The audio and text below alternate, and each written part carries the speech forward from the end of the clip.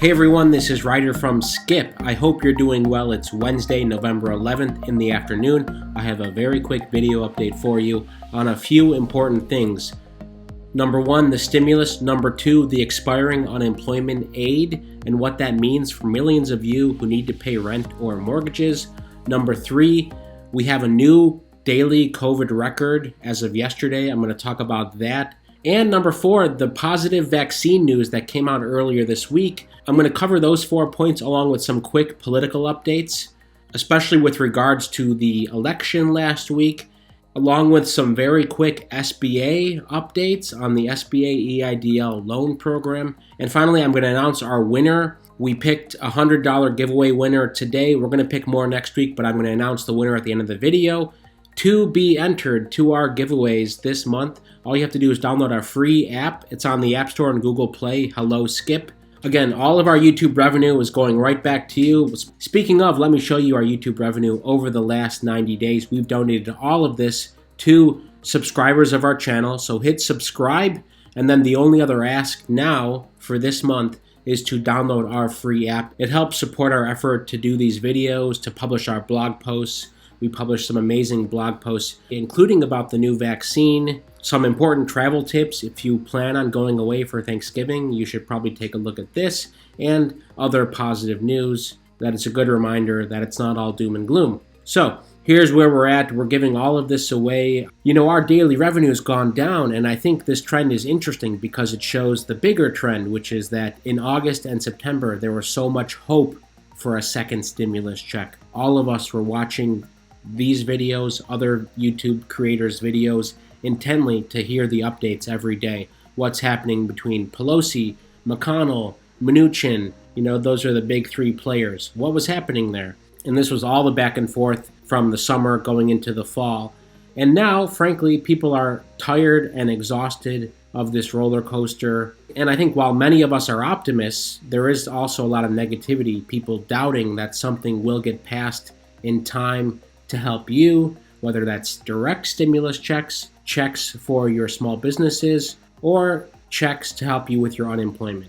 Again, but I'm going to talk about that just to say thank you so much for everyone supporting our channel and our effort to give all of our money back. We know in the grand scheme of things, it's a drop in the bucket. We have heard of others doing similar things inspired by our effort. So thanks again. First, let me talk about the, quote, messy Trump-Biden transition. This is according to CNN. They say that because of all the back and forth, especially with Trump's lawsuits, this is derailing and taking the focus away from the desperately needed stimulus. Biden has said he wants a stimulus passed. And he said that since he officially became the president-elect over the weekend when the media outlets announced that. He said he wants that. But here's the problem. Economists broadly agree that despite the significant progress on a vaccine, I'm going to talk about that, the U.S. economy badly needs more fiscal relief. That's a given. Federal Reserve Chairman Jerome Powell has said that continually, and both Democrats and Republicans have said the same thing. The question has always been how much. So President Donald Trump could help millions of Americans by securing a major economic stimulus package before Biden takes office. Unfortunately, according to CNN here, this transition is shaping up to be the most turbulent in modern times, casting doubts on the prospects for a badly needed stimulus package and coordination on the national response to the pandemic. Speaking of, there was a lot of criticism because Vice President Mike Pence was set to go away to Florida on vacation. He canceled that because everyone was saying, you're going away now on vacation? I mean, have you seen the charts? We have an all-time COVID case record. Almost 140,000 cases yesterday. If you think about that, 2 months ago, on September 7th, we had 25,000 new cases. Basically, in 2 months, we've 6x'd from that number. I mean, this is astonishing, and there is absolutely no sign of this slowing down. New deaths is having a little uptick now. There were almost 1,500 new deaths yesterday. The hospitalization rate is over 61,000. That's the highest it's been since the pandemic started. So these are not good signs. Back to the main point, CNN does not think that this back and forth is going to be good for stimulus prospects, especially before the end of the year. This is why that's important. Millions are facing a loss of jobless aid. Emergency federal programs to assist the unemployed will expire at year's end if there is no congressional action. 2 critical unemployment programs are set to expire at the end of this year, potentially leaving millions of Americans vulnerable to eviction and hunger and threatening to short-circuit an economic recovery that has already lost momentum. Here's what it says. As many as 13 million people are receiving payments under the programs.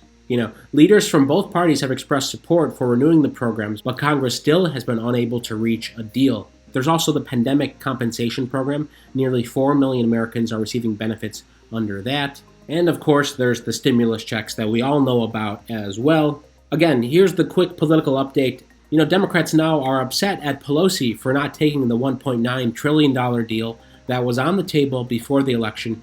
It's now off the table. In terms of Senate control, while it looks like it might be Republicans who control it, it is actually up to 2 Georgia Senate seats that will have a runoff in January. If Democrats win both those seats, they will effectively have control in the Senate. If they only win one or lose both, the control will stay with the Republicans and Mitch McConnell will stay the Senate Majority Leader. He was unanimously voted again as the Majority Leader. Chuck Schumer was voted as the Minority Leader. The bottom line is political games are still happening. We thought that, hey, once the election ends, the political gamesmanship will be over. But no, actually, because Republicans now are jockeying for a couple different things. Number one, they don't want to speak out against President Trump in terms of accepting the results because they still need his support. Especially, they want his support in Georgia to back the Republican candidates. So those guys can stay in the Senate, and Republicans will maintain control of the Senate and have some power there. So they're banking on the president's support for that, which is why most Republicans have not spoken out against Trump yet to accept the election results. And of course, lawsuits are happening, and there's a new recount in Georgia that's happening as well. Quick SBA update. It is silent on the SBA front. There have been no press releases on new funding programs, modifications to funding programs since the end of October. So that's about 2 weeks where we haven't heard much. Again, that's not positive news. We always want to be hearing, hey, what's the SBA doing for small businesses? Because there is money still available in some of those pots, especially for the EIDL loan. But I want to talk about the positive news, and this is the news we put on our blog. Then I'm going to announce the stimulus giveaway winner from this week. So we published this a few days ago on the positive Pfizer vaccine trial news. Basically, the Pfizer vaccine in late-stage trials was 90% effective. That's very high. That's higher than most vaccines. So that sent the stock market going up. The stock market's been up pretty much all week so far. Obviously, distribution and safety are 2 main concerns. So we talk about this in the post, but bottom line, it's great news to see how effective this vaccine candidate is. The U.S. government has agreed to purchase almost $2 billion worth of vaccine once it's complete to then distribute. Again, how it will be distributed is another question, but the progress is looking good, and frankly, that's what we need. I mean, when you look at this trend, the question has to be asked, well, what is the upward limit? Is it 200,000 cases, 300,000 daily cases? We are now at over 10 million cases. Texas is the first state to pass 1 million cases. It's a grim sign, but this vaccine is positive news. So we're going to keep you posted on that, because obviously for all of us to get back to our normal lives, our normal schedules, jobs, work, and family time, especially as Thanksgiving approaches, we need to feel safe, and we need to have confidence that we're going to be safe. And not only confidence, but just get this number down and get these hospitalizations down. So, Marlene, you're the stimulus giveaway winner from last week. We're going to email you directly because you signed up on the app. Congratulations to Marlene. We hope to pick at least 2 winners next week, if not more. All you have to do is subscribe to this channel and then go download our free app. It's Hello Skip in the App Store and Google Play. I'm also going to leave a link in the description. As always, thank you so much for supporting our channel and subscribing. Stay well, stay healthy, and we'll see you tomorrow.